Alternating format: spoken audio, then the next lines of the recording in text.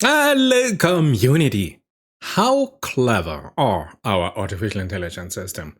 Or if you can ask, which LLM, which large language model is the best when acting as an intelligent agent? So here we are.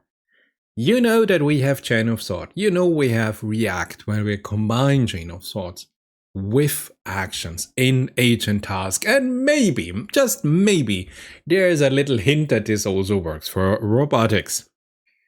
And what you know is here we chain here our intelligence to SQL databases, to document servers, and everything whenever you need here to chain multiple sources together, you have in the background a central intelligence.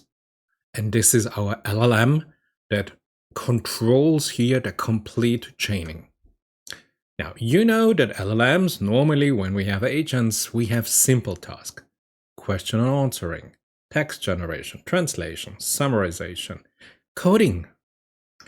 But we have more than 100 benchmarks for this. You know what we do not have? For specific real-world tasks like we have here. Interaction with database, interaction with knowledge graph, household graphs. Let's say you have a robot in your house and you're performing some household task with robotics. But what's really is interesting is web shopping and web browsing. So if you want to compare two products on the internet, on Amazon, with some other sources, whenever you do web shopping here, how intelligent is your LLM? Or if you want to do web browsing, where you want to book a flight from New York to LA, where's the best flight, whatever. These are tasks that the intelligence has not been tested on until now.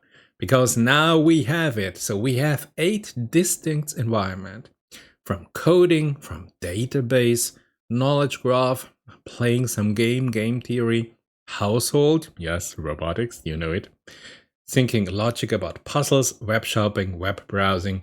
And then we have here as the control behind all the interconnect.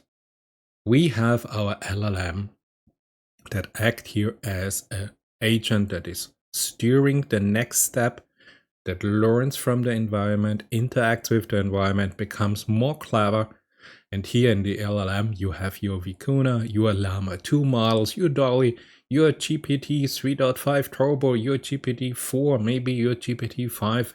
And you know, here are all your LLMs that are the central intelligence behind the complete network.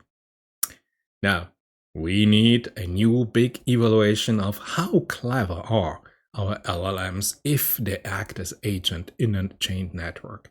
And here we have it brand new in August 2023.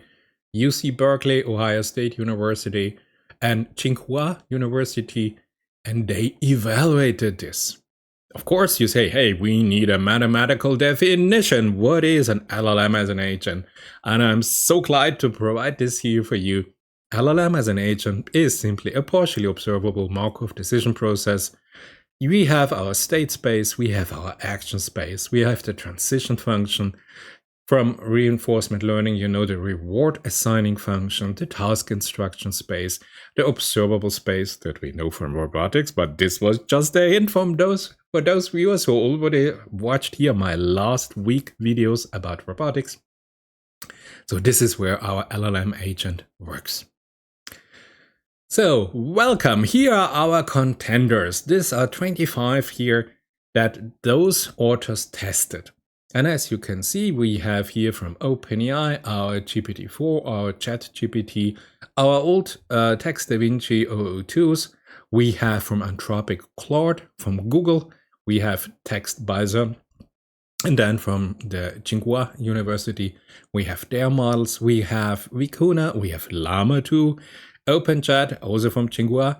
Then we have Wizard, Koala, everything that you know that you like. But I think currently here in August 2023, you might be interested in Llama compared to Claude or the GPT family. So let's get right into the results. Here you have them. We have here the models, the current version of the model. Then you have here the overall result from those 8 categories. Those 8 categories are exactly what I showed you before. This is here coding operating system.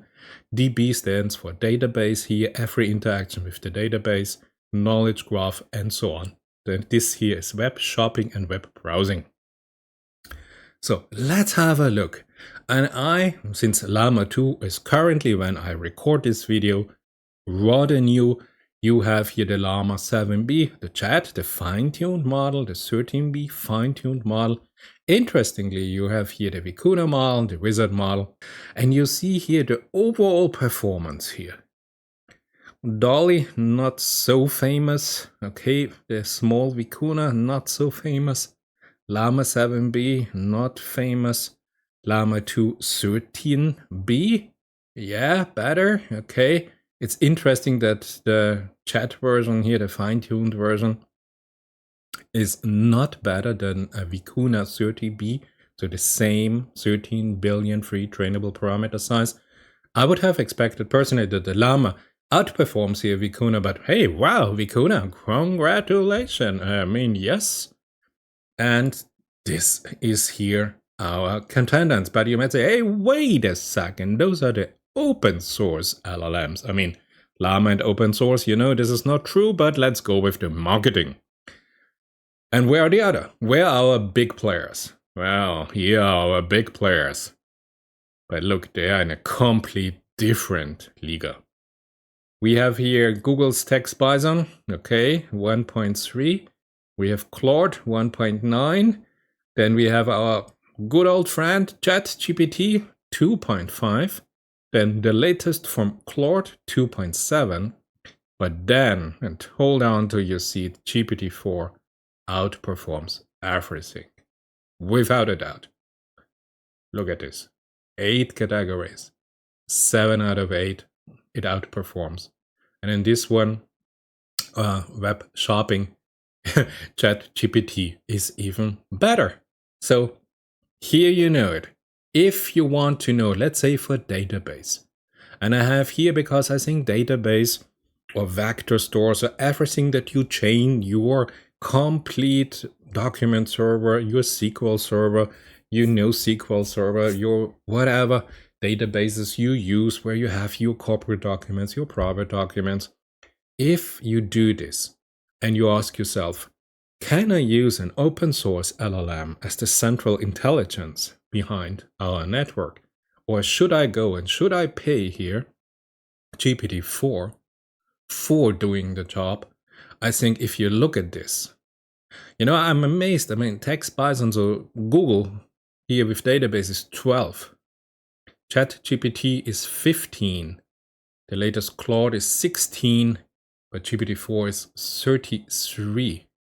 So I think, wow, there is quite some interesting evaluation results that could help you, if you have a particular job, to find the right LLM if you connect to SQL databases or whatever you have. So interesting to see. Heaven's sake, the open source model, as I showed you here, and the closed source model. Yeah, let's have a look at this in the graph. So this is here the original graph as presented by the authors of the study. You have it here. So this is the complete result. And you see here in the lower half in green, you see here our open sourced LLMs. And you have here our big players, our closed sourced LLMs like GPT family, Claude, and Google. So you see the average of the open source is 0.4 in the overall benchmark results.